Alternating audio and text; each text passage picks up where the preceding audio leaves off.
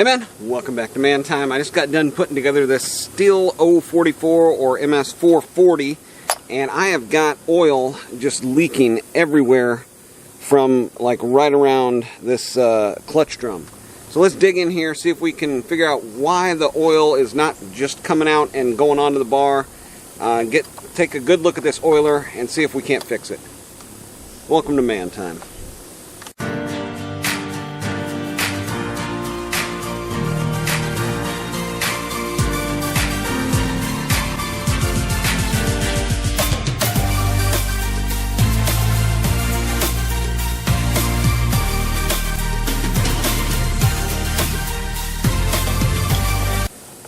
Yeah, so as soon as I got done fixing up this blown up chainsaw, I went and used it in the wood, and I was noticing, I always listen real closely for the chain. You can hear a dry chain running in the wood. It's kind of rattly and, just doesn't really sound good. And then, closer inspection, looking at it, it was dry. And then I took the bar and chain off, was revving it up, and oil was coming out of here, but it was also like kind of coming out below the clutch drum and stuff. So let's see if we can get this off of here. We'll need a couple different things. You'll need a Torx T27 flathead screwdriver. We'll get the clutch clutch off of there. I think that one's going to be a 19 millimeter.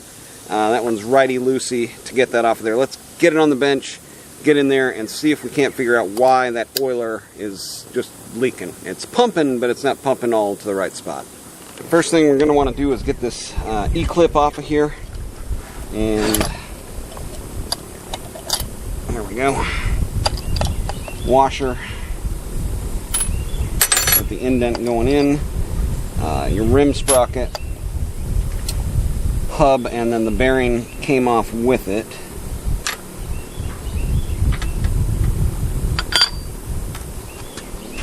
Okay, so at this point we can get down here and get a wrench on there to get that clutch off again. I think that's about a 19 with an impact righty-loosey on this one.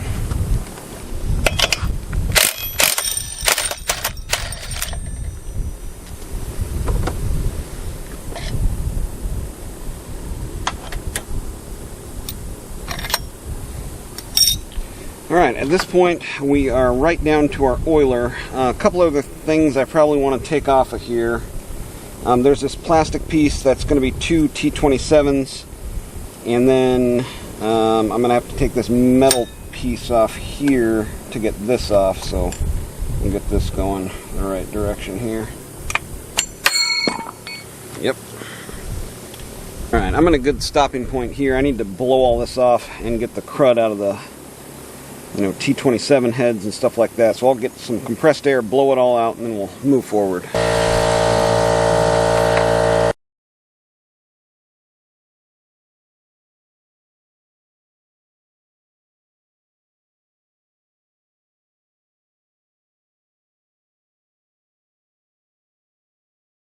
And at this point we have got it all cleaned up. I sprayed it out with brake clean and compressed air.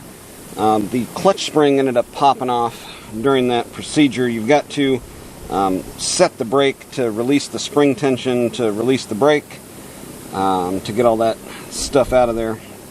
And in the process, this just kind of popped off, so I guess we'll go through the process of resetting this. Yeah. That'll be fun. Anywho, let's see, two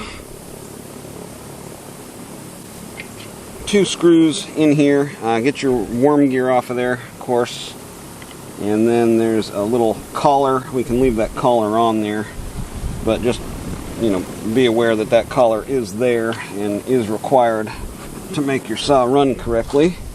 As I was working on this and trying to get this oiler in here, it was giving me fits because the bearing was too far out in the case, and it was binding up against the gear in there. So it was on and off of there, several times, and I was banging, to get that to get this gear set back in the case a little bit, so it didn't bind up. But it's not binding up now. And the big issue is right here. It's got this little tiny O-ring, and as I was going in and out of there, it got a big knot in it. Now, I went to the Stihl dealer, and they actually pulled it up on the screen, showed it to me. It's a 4mm by 1.5mm. I went to my local bearing service store or rubber store, and they didn't have the 4 by 1.5. So I had to order it through Stihl. It's another week, so it's a week later. I mean, all in all, you're basically ordering parts back and forth between Stihl dealer or eBay or wherever you're getting your parts from as you find more and more problems like this.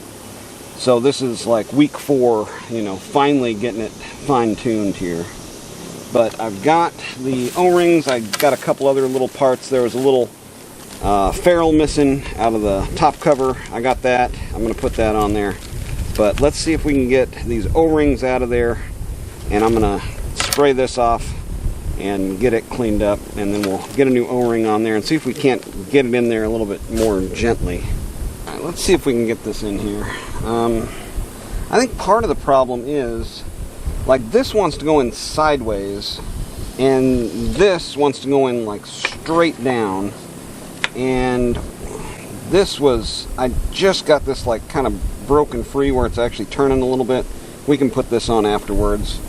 But I want to see if I can get it kind of lined up a little bit better, so it's a little bit more malleable going in there. And then, there we go. There. Okay, I think that was the deal. I think this hose, or this tube that's supposed to rotate in this oil pump, was not really rotating well the last time. I think we're all in there. I used some Vaseline to get everything lubed up. This one here, like I said, we can put that in after the fact, and that just goes in there and kind of helps it seal against there. I thought I could anyway. Maybe not. Well, since I've got to put that on there anyway, let's just make sure we didn't damage our O-ring. Yeah, O-ring's fine. Okay. So this goes on like that, and it just kind of helps it seat against, there's a little kind of flat against there. But our O-ring, so I guess what you want to do is get that O-ring in there first, and then get it seated down into place, and then everything lines up and plays nice together, just like that.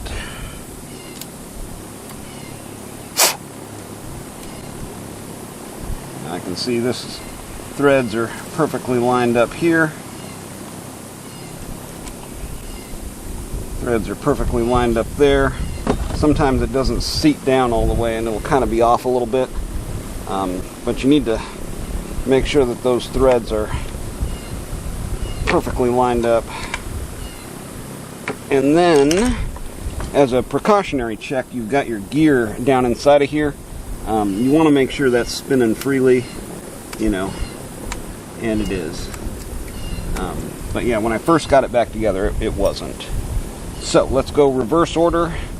Got our worm gear down like that. See, and that should go in there because that gear is able to spin. That's in there, not damaged. What else do we got here? I guess I can go straight to the hard part, which is this spring. And I'm thinking just using kind of a lever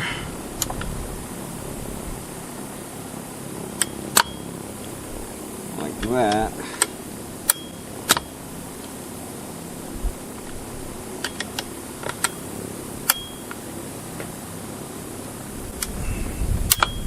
There we go. Got it. So I just kind of levered it over. Now it's back on there. And then we can go back with our plastic pieces. No. Brake band. Don't get ahead of yourself. Okay, now we got to do it again. There we go. So that way you can get the brake band on there. Like so.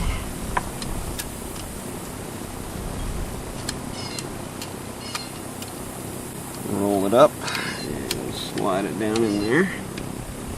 And just make sure it's all kind of lined up where it's supposed to be.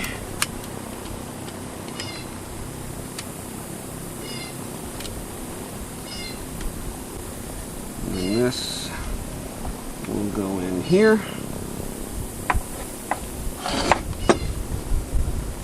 That's lined up, that's lined up.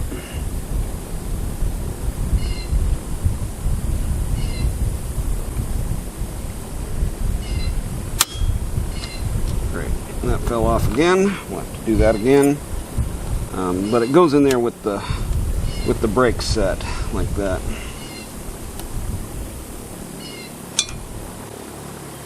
And make sure it's all lined up. There's a groove inside of here where this band sits in. And then we can get our screw back in here.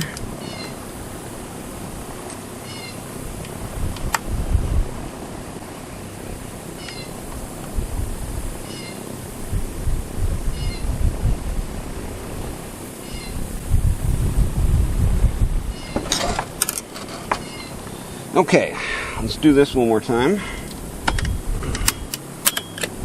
There we go. Okay, next is I want this on here, so I don't have to worry about that coming off again.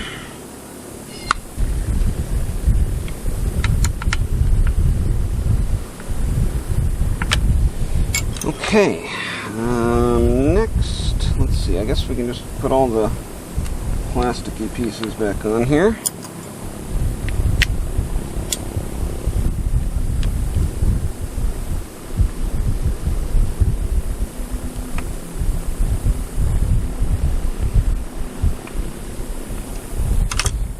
Then, let's get this piece back on here. I've got it cleaned up both sides.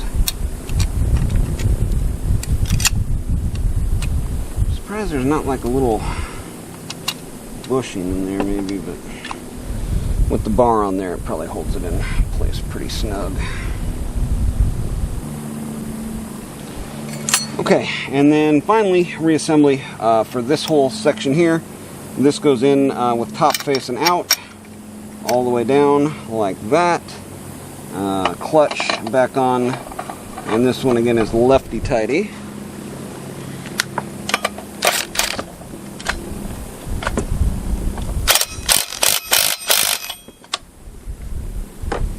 Make sure to pull that out so you aren't hammering on your recoil. Okay, this is all pretty easy from here on out. Get our brake off.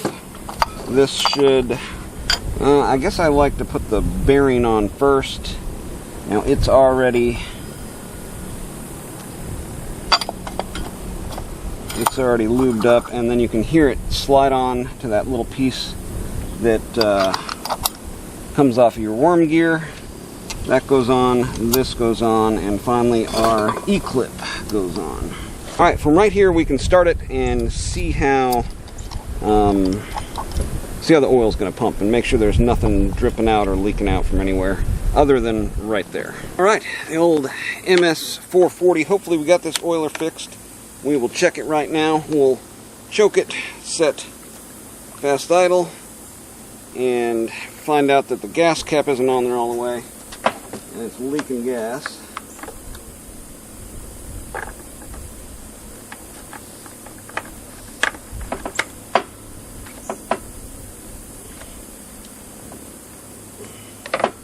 Gotta love these.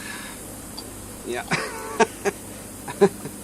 It wasn't doing that, you know. Well, after having owned these Stihls for a while, look what I found in my spare parts bin. New gas cap.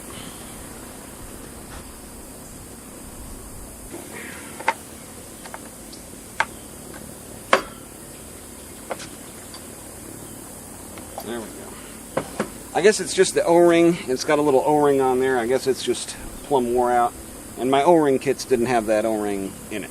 So, see if it'll run now.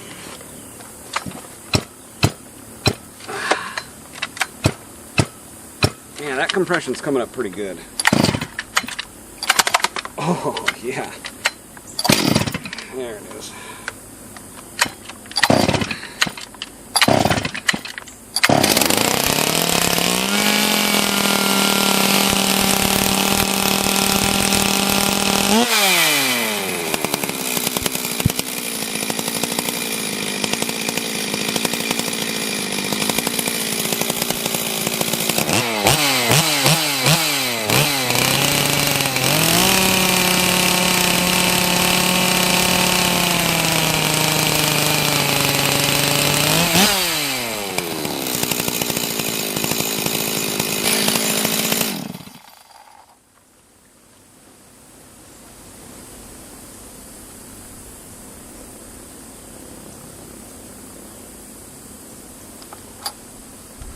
Okay, well, I think that fixed it, man. It was just that that O-ring on the oiler inside of there. We got that fixed up. It is now just oiling from where it's supposed to be oiling. This thing's a little bent out of shape, but once you get a bar and chain and that clutch cover on there, it's just going to be coming out right into the bar, right onto your chain, right where it's supposed to be. So we'll be trying it out in the woods in future videos, but for now, get out there, have you some man time too.